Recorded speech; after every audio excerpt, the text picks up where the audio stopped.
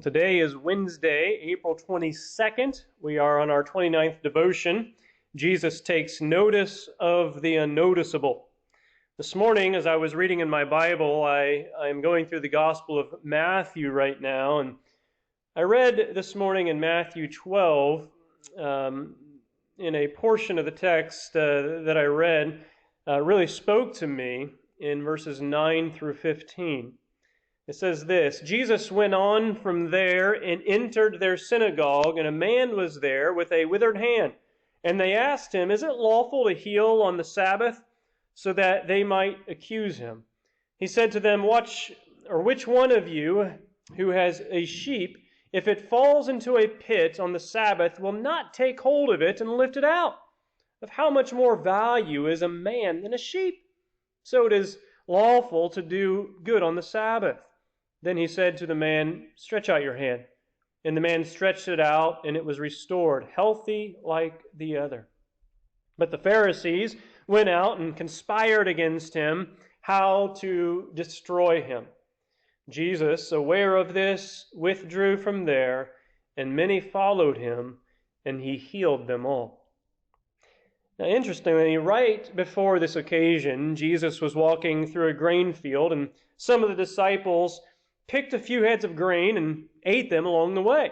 Well, it was the Sabbath, and the Pharisees took notice, and they were angry with Jesus' disciples and confronted Jesus concerning this matter. Well, after they spoke their mind to Jesus, they gave them their opinion on what they thought, Jesus concluded with this statement: "The Son of Man is Lord of the Sabbath."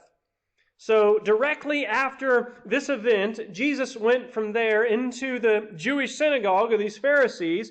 And remember, it's the Sabbath. And what does Jesus do? Well, right after the Pharisees just got on Jesus and his disciples for picking and eating a few pieces of grain on the Sabbath, Jesus goes into their synagogue. He sees a man with a withered, deformed, useless hand, and he has mercy on him. The Pharisees, they are observing Jesus closely, and they're probably thinking things like, is he really going to heal this man in the synagogue on the Sabbath? No way, how dare he? So they asked Jesus this question: is it lawful to heal on the Sabbath? And notice that the text says that they did this so that they might accuse him. They were not concerned for a real, honest, good answer from Jesus. They were just upset with Jesus. They did not care about the man with a withered hand. They probably walked by this guy hundreds, if not thousands of times. They probably paid the guy no attention at all when they went into their synagogue to go through the routine and rituals of their so-called religion. But Jesus notices the man that no one else ever notices. The man that surely everyone else just walked by time and time again. Jesus answers the Pharisees' accusatory question by saying, "Which one of you has a sheep, if it falls into a pit on the Sabbath, will not take hold of it and lift it out? Of how much more value is a man than a sheep? So it is lawful to do good on the Sabbath." Did these Pharisees really care more for their livestock than they did for people? It seems so. They would take care of their livestock on the Sabbath if they were hurt, if they were in pain, if they were in danger. And notice Jesus' comment of how much more value is a man than a sheep. Jesus values people. People are valuable in the eyes of God. And they are more valuable than the birds of the air, more valuable than the grass of the field, more valuable than the sheep and the livestock. And then Jesus, in His great mercy and His care, He's looking at this man with a withered hand, seeing that this man's life is valuable to him, to Jesus. Jesus spoke to the man that everyone else probably just ignored.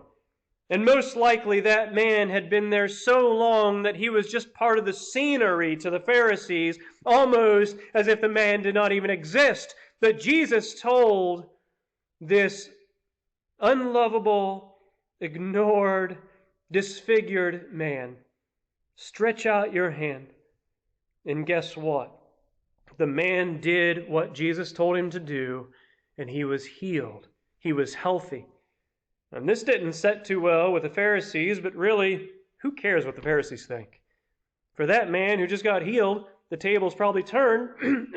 And just as the Pharisees ignored this man time and time again, now he probably didn't pay any attention to them at that moment. Why? Because his eyes were surely, totally, completely fixed on Jesus in that moment. Not only did Jesus notice this man, but he loved him enough to heal him, to care for his hurt and his needs. And then, amazingly, in the very next verse, it says that Jesus withdrew from that area, and many people followed him. And listen to this. The text says, and Jesus healed them all. Jesus healed them all. I don't know about you, but sometimes I myself cannot help but wonder, does God really take notice of me?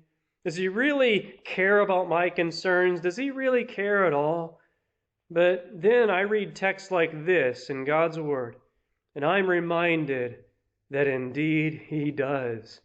Jesus has come, and he loves, and he sees, and he notices. He knows me, and he knows you better than anyone else, better than we know ourselves, and we are not a bother to him.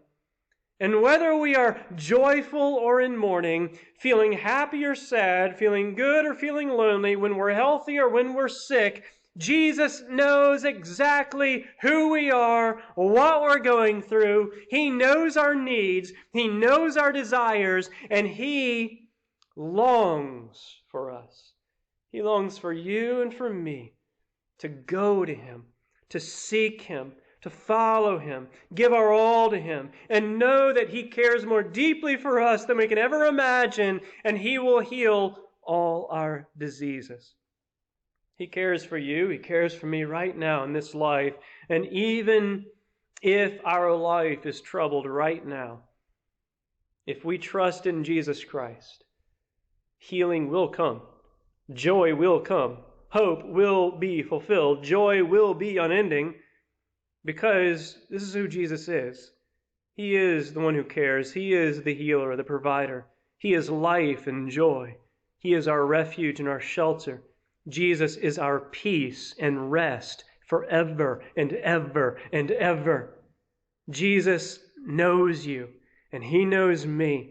He cares more than we can imagine, and he only wants us to trust him and to give everything to him and lose it all for his sake, so that we might gain everything in him.